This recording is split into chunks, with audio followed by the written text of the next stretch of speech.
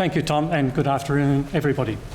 I'm going to discuss one aspect of the Navy's approach to this whole business, and that is the Pacific Patrol Boat Program, which has been one of the country's biggest defence cooperation programs, both in extent and in time. It's been running for over 30 years now, and is set fair to run for another 30 with the next generation of patrol boat about to enter service from 2018. And in fact, the contract for those new boats was signed by Senator Payne this morning.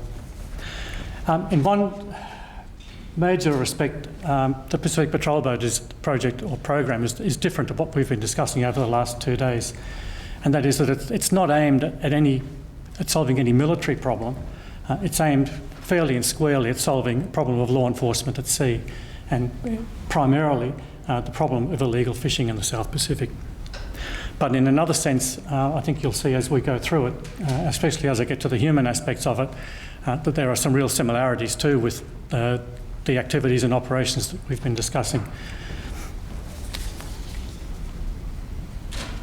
And what I will cover is just the genesis of the project itself, what it actually amounted to, and what it's meant both for the Pacific Island countries that have received the boats and ourselves, the challenges that we and they have faced in managing the program, and some thoughts for the future which might actually turn out to be lessons learned as well.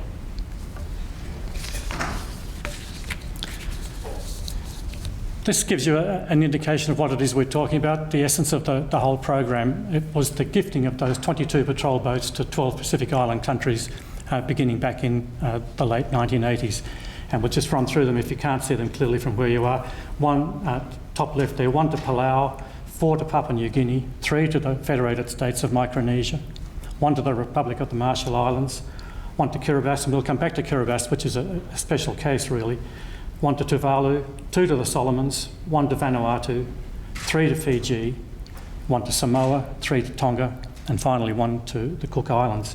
And it's worth noting that for 9 of those countries, those patrol boats are operated not by military at all, but by their national police forces. Only PNG, Fiji and Tonga have them operated by their military.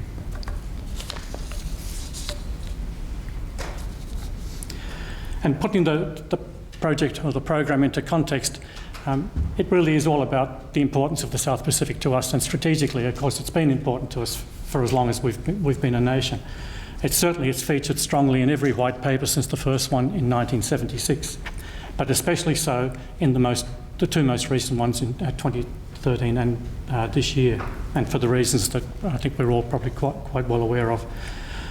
But at the time that the program came into being, some of the other issues that were important were the fact that most of the Pacific Island countries that we're dealing with were newly independent. They gained independence in the early and mid-1970s. They were then, and as David Feeney mentioned earlier today, they still are economically fragile, very economically fragile. They are also, of course, as they were then and now, subject to external influence other than Australia. So we are actually competing for their attention as much as anything else. And the countries that have been most notable in showing interest in the South Pacific, apart from ourselves and New Zealand too, have been China and Taiwan, which have vied for influence in many of these countries, and you see monuments to their efforts in the form of government buildings throughout the South Pacific. Now, the genesis of the program really was the developments in the law of the sea through the 1970s and 1980s, which came to a head with the agreement on the Law of the Sea Convention in 1982 and the convention which finally came into force in 1994.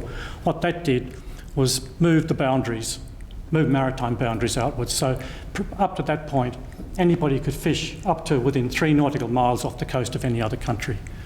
But the introduction of 12 nautical mile territorial seas meant that boundary shifted outwards. Then the introduction of 200-mile exclusive economic zones meant that it shifted even further outwards. And so within those exclusive economic zones, the coastal state, the state that owned the country, that owned that exclusive economic zone, had first call on the resources within that area. It also had the right to license foreign fishers to come in and exploit those resources in a sustainable way. So it gave the country, those coastal states, both rights of exploitation and responsibility to manage the fish stocks in those areas. And of course this had an impact on fisheries management. It meant that the freedom that had existed before that no longer did. And the way it impacted on the South Pacific is probably shown quite clearly in this slide. It shows you that it's really an enclosure of the South Pacific by exclusive economic zones. There is one area of high seas right in the middle of that, if you can pick it, but essentially the South Pacific became subject to national jurisdictions as far as fishing was concerned. And if you look at Kiribati, 3 quite separate exclusive economic zones focused in, top centred there on the Gilbert Islands, which are really the home islands. The Phoenix Islands to the east of that, and then much further east again, the Line Islands. And to give you an idea really of the extent of the problem that Kiribati confronts in managing its fishery resources, from the Gilberts to the Line Islands is over 3,000 kilometres, and there's not an awful lot in between. The total population of the country is a little over 100,000.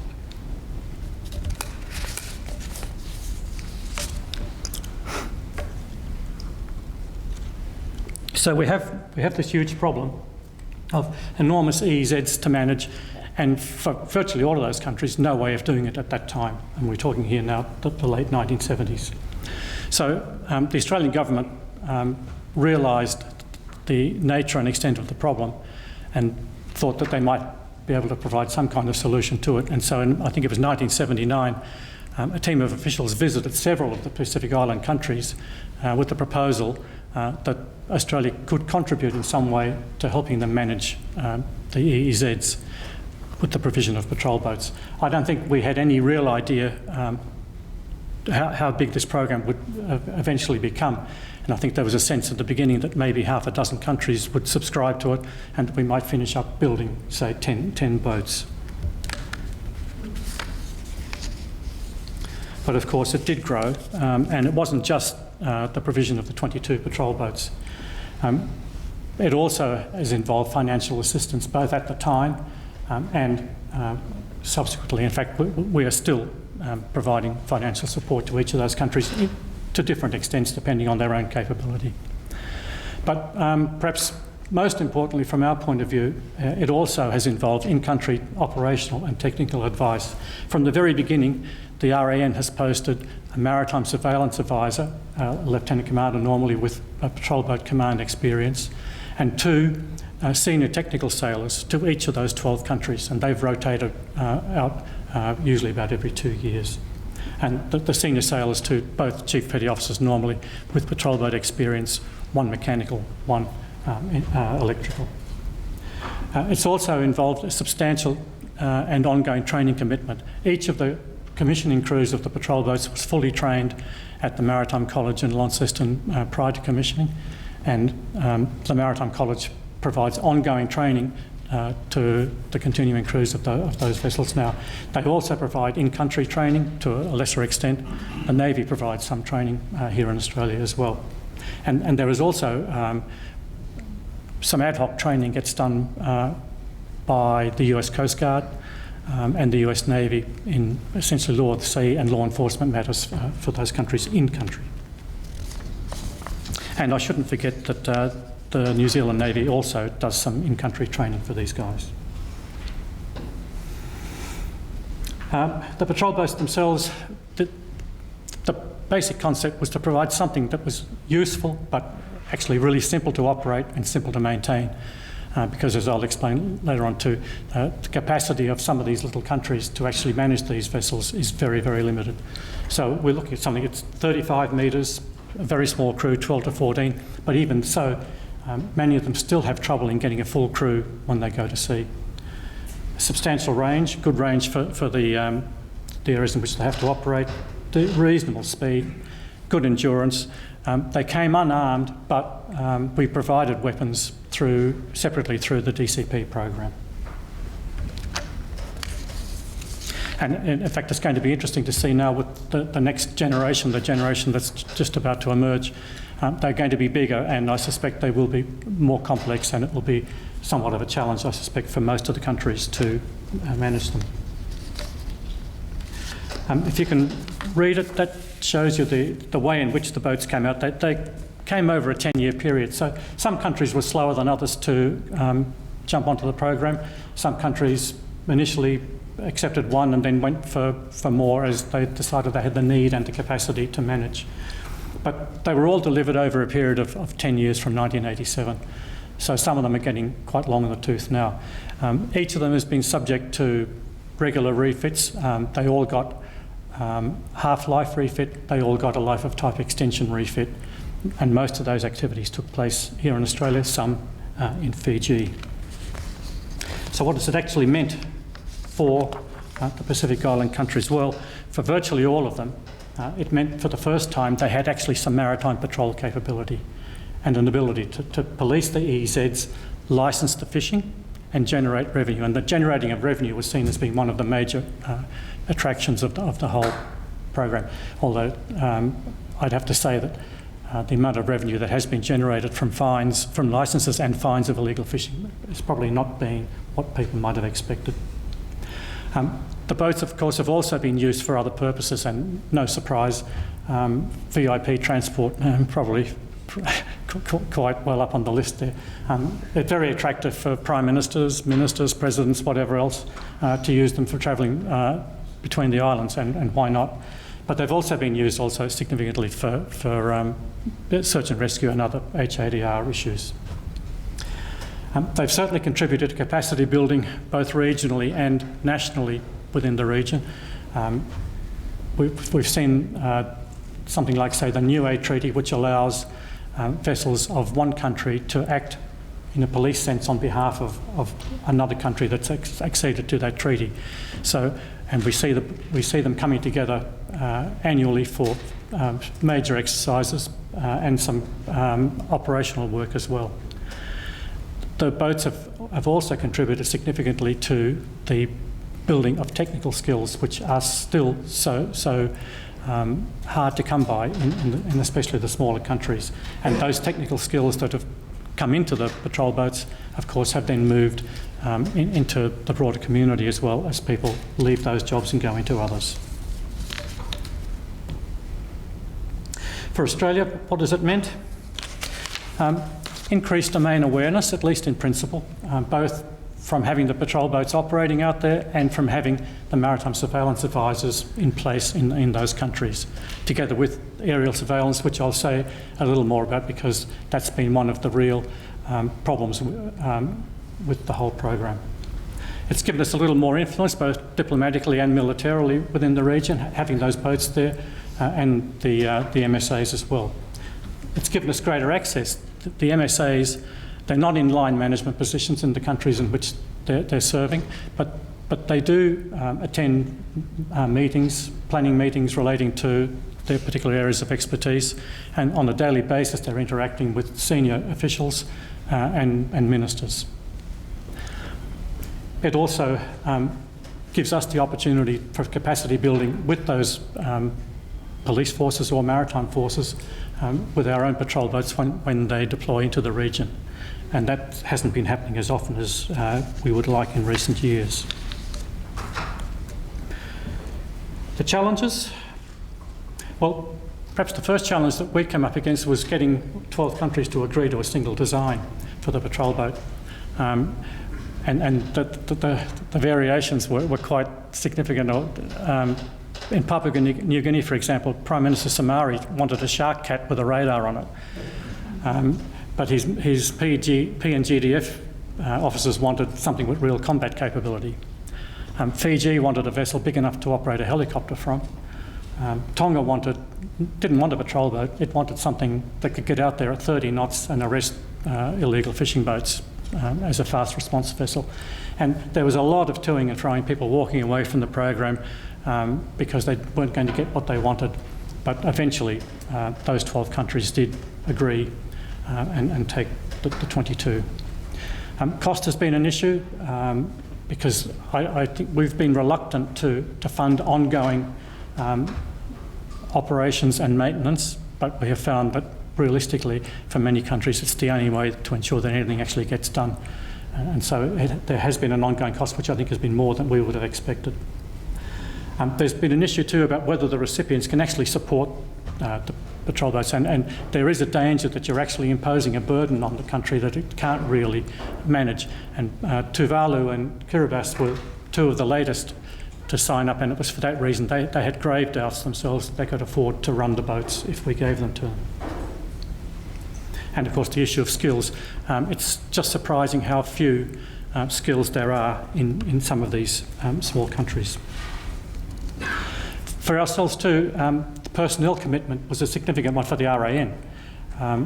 The people that we were sending over there were not in great supply in our own Navy, and in recent years I think the RAN has actually tried to walk away from providing MSAs for that very reason. Happily that has not happened.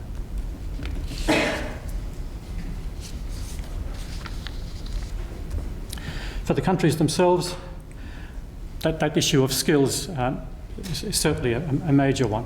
And of course, because people crewing and supporting the patrol boats do gain technical and operating skills, they're also attractive then, of course, to other parts of their own country.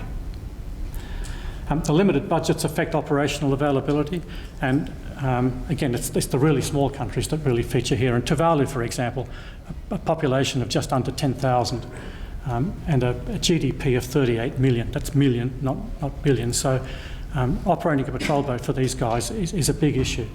And the patrol boat budget for the police force in countries like Tuvalu tends to be 80% or more of the actual national police budget. So there's also the potential for tension between the patrol boat guys and the rest of the police force as to where the money is going. This also leads to limited money, leads to limited sea time, which leads to limited operational capability. And that's unfortunately backed up by inadequate aerial surveillance. And my interest in IP's funding of a surveillance aircraft at Tonga was really related to this. The aerial surveillance that these countries get is provided through a quadrilateral agreement that involves the French Navy, US Coast Guard, New Zealand Air Force and our own RAAF. But the surveillance has to be ordered some time in advance. It's not responsive for the patrol boats. And so, I mean, if they get a sense that there is something out there they need to look at, it's most unlikely that the aircraft are going to be there exactly when they want them. And you can have, they always have issues of an aircraft not arriving when it's meant to, or a patrol boat not being able to get out there when an aircraft is due out for whatever reason. So it's unresponsive and it's irregular, and so it really diminishes the value of the patrol boat, because the patrol boats are not ideal for surveillance. They're best placed for responding to surveillance. Now, the advisors, as I mentioned, are key to the success of the whole process, and their remit is pretty broad. They really are operating authorities for the vessels, and they have a lot of sway in what goes on with the patrol boats. They are responsible for the safe operation, in a sense, and that they will determine whether the patrol boats are safe to go to sea or not, and they quite regularly say that they're not. So they do see right, both the MSAs and the technical advisors will see right, and they will help to train people and get them up to standard when required.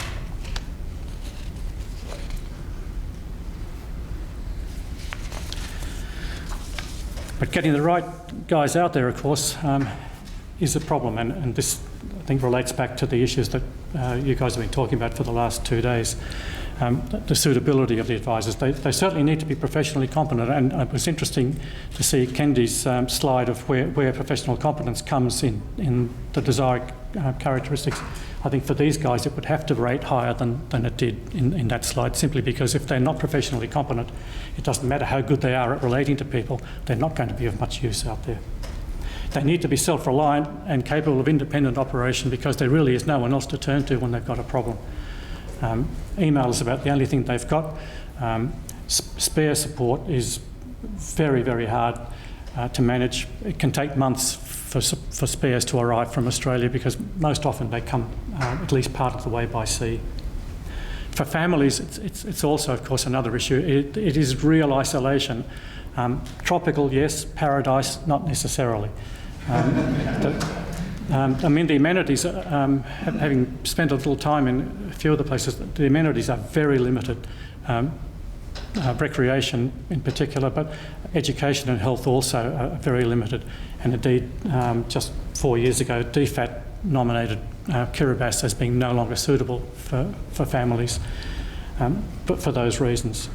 Cultural awareness, clearly a major issue, and the cultures in the South Pacific are quite different to our own. Work practices that we would hope for and expect just don't appear. And so there is the tension in trying to get the standard maintained, but at the same time accept that near enough might often be good enough. I think for the most part we've done well. There have been occasions where MSAs have been withdrawn because of difficulties in the relationship with the host country, and there was unfortunately also even one notorious case of child molestation. But I think overall, as I say, we have done well. But an example of the kind of trouble that people get to deal with, 1995 was when the first MSAs under a patrol boat went into Tarawa in Kiribati. And in the last quarter of that year, for example, for 1 2-week period, there were no telephones on the island. For 3 weeks, no flights in or out because of a problem with the runway. For 3 days, no water, and ongoing power outages. And this is not by any means unusual. So where does it take us for the future? The new patrol boats, as I mentioned, are coming. They will be bigger and more capable, and therefore they will require bigger crews, and that's going to be a challenge. But I think we need to keep in mind that if we're going to make a long-term commitment, well, long-term is long-term, and it's important politically that we maintain the commitment. Equally, it's important financially, and I think we better be much more clear-eyed about the extent of the financial commitment this time. Yes, it's nice to have them stand on their own 2 feet, but realistically, we are going to find ourselves supporting those boats through their life if we're going to expect them to work properly. And an example of the situation at the moment is most of the country's patrol boats do not get more than about 50 days a year at sea, some of them considerably less. And you've really got to wonder about whether it's worth the effort if that is the case. So I think if we want it to work, we're going to have to put some more into it. We're going to have to certainly maintain our commitment from the personnel side of view and from the training perspective. I think we also need sober estimates of Pacific Island country capability. They are very limited, and it doesn't matter how hard they try, they are very limited. And with really small populations, you can understand that. Organisationally, they're challenged. And I found it intriguing on Tuvalu. I mean, very small bureaucracy, but with all the kinds of problems you'd expect from any big bureaucracy. Customs not talking to fisheries, not talking to police, and these are guys who are sitting in the same building. But it's there. And likewise, the same kinds of political and cultural issues that we've mentioned. Finally, I think also we've really got to get to grips with the aerial surveillance issue. If there isn't some way of determining what is actually occurring in the EEZs, then the provision of the patrol boats and having them out there is going to be a very limited use. And while Matt in the previous presentation mentioned that you don't need Poseidons or P3s to do it. For some of these countries, you actually do need big aeroplanes. They don't have to be complex aeroplanes, but you need big aeroplanes simply because of the distances you're going to have to cover. Tonga is a particularly easy example because it's got the smallest EEZ of any of them. So we've got to find some way of providing responsive, regular and affordable aerial surveillance. And whether that comes from manned aircraft, UAVs, I'm really not sure. We still need to provide the advisors, and we better make sure that we can provide those who are professionally competent. For the RAN, I think the Navy needs to get back into the region in a way that it hasn't been for the last 15 years. The patrol boats, of course, have been tied up with border protection operations and have been notable by their absence in the South Pacific. But it's in our interest to be there much more frequently in the future. Thank you.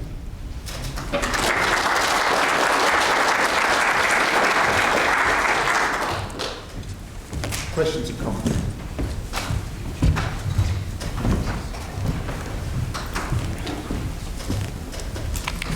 So just here.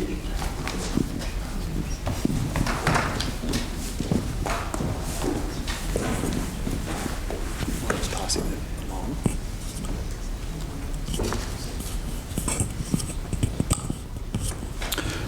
Sir, Commander Ross Proctor, an interesting adjunct to yours on the train, advise and assist. I remember several years ago going up to the Solomon Islands and visiting a compatriot of mine, Commander Marnie Campbell.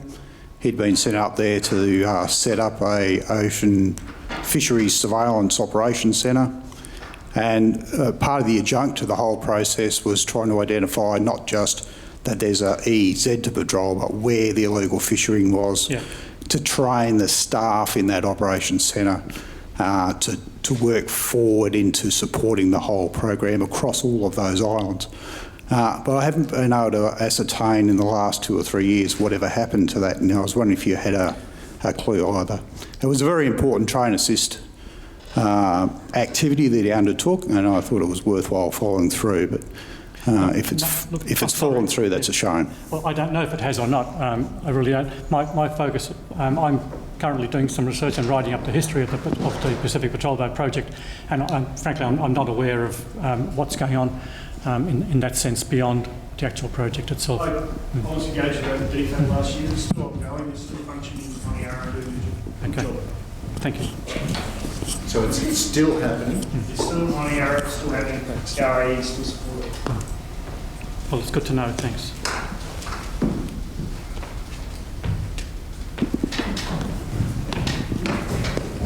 Thanks. Hey, Sir, Brett Challoner. One thing I really wanted to pick up on is the fact that you highlighted this program began in 1986. I would have loved to have been a fly on the wall in 1986 to see the foresight that the architects of the program had.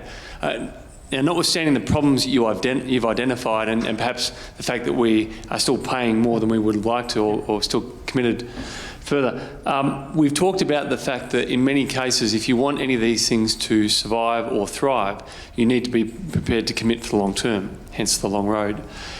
Could I get just a little bit more reflection from your point of view on how much foresight there was or how much of it has been an iterative journey in terms of us, I guess, being drawn beyond where we expected to? I think it's been I think it's been very much iterative, and I think there's an unusual degree of foresight that actually set the program up in the first place. But as I think I hinted at, I don't think we had any real idea how many countries would actually take it on, and I don't think we really had any idea either at the time how little capacity they had. Many of them were going to have to manage it. So I think it has been iterative, and I think it's been a surprise in the sense that we've actually kept it going in the way that we have. But 5 or 6 years ago, when this next iteration of patrol boats and the maritime security program was being first thought of, Customs and Border Protection Service actually developed a really good plan for it. Everybody thought it was a great idea, but no one wanted to put the money forward to actually put it into place, and eventually, of course, Defence was left with the problem of handling it, and that was the case back in the 70s as well. The CJOPs of the time, I remember seeing a minute of it just recently where he said, "This is not an issue for Defence. We should not be involved in this. This is police work, not Defence work." So yeah, I think definitely iterative. I don't think we had any idea how long it was going to run for, or how much we would actually be involved in maintaining it. And so I'd certainly take my hat off to those who had the foresight to get it going. I was the speechwriter to the Chief of Navy, and I remember I wrote the speech to launch LATA, and I remember the Admiral thinking, because it's RSIVP, Police Force Vessel LATA, and I remember the Chief saying, "I'm not sure that we should be doing this." You know, so he wasn't persuaded at the end of the 80s. Yeah. And I think Jack's right in your comments picked it up, is that this has just continued because it's met a need that was unknown when it began. And the foresight is the point of view. Yeah, and I think one of the other issues related to that is that if you were to look at a measure of success, has the program been successful? I think that the best measure is that it's still going and that we've committed to another round. If you were to say, well, has it been a success in the sense of arrests made, fines levied on illegal fishers? No. Is it a success from the point of view of we've got patrol boats going out on a daily basis in the South Pacific? No. But it's a success overall in that we are doing it and someone else isn't. So if we were not doing it, your fear would be a country that we don't want operating in the Pacific would. So it's a case of closing off an opportunity for someone that we don't like. That's an element of it, I think, yeah. That's one last quick question and we'll finish up.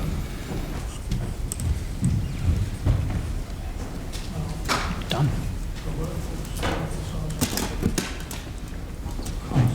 No, there we are. Please join me in thanking